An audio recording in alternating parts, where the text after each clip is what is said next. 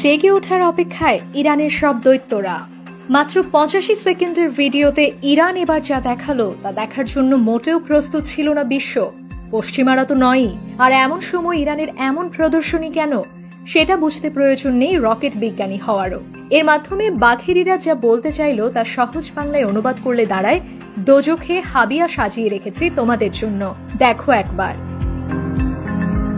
ভিডিওতে দেখা যায় থরে থরে সাজানো আছে ভয়ঙ্কর সব মিসাইল, যেন শেষ নেই কোনো, একটার চেয়ে যেন আরেকটা ভয়ঙ্কর।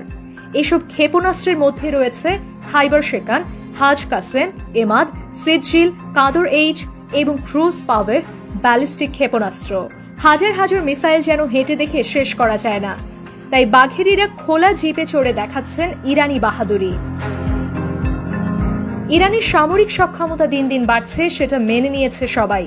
ইরান এ অঞ্চলের নতুন পরাশক্তি, এ বিষয়েও দ্বিমত শোনা যায় না। উল্টো বারবার বলা হচ্ছে ইরানের হাতে আছে পারমাণবিক অস্ত্র, এই জন্যই ইরানের এত হম্বিতম্বি, বলছে পশ্চিমারা। এদিকে সাথে আছে রাশিয়া, সাথে আছে চীন, এগুলো আগেই জানা। কিন্তু বুধবার ইরান মাটির নিচে এমন অস্ত্রের খনি দেখালো যেখানে মজুদ আছে হাজার হাজার মিসাইল, যেন শুধু হুকুমের অপেক্ষায় আছে যান্ত্রিক গোলামগুলো। খামেনি শুধু হ্যাঁ বলবেন, আকাশ বিদীর্ণ করে ছাড়খাড় করে দেবে ইসরায়েল গ্যাংদের। পাহাড়ের হাজার ফুট নিচে আস্ত এক মিসাইলের শহর বানিয়ে রেখেছে ইরান।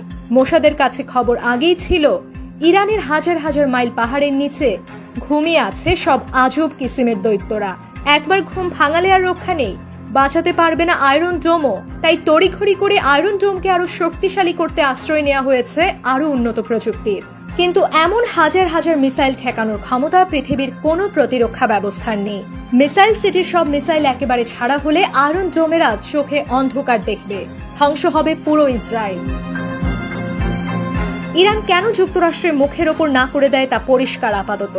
খামেনিরা কেন মুচকি হাসে সেটাও পরিষ্কার।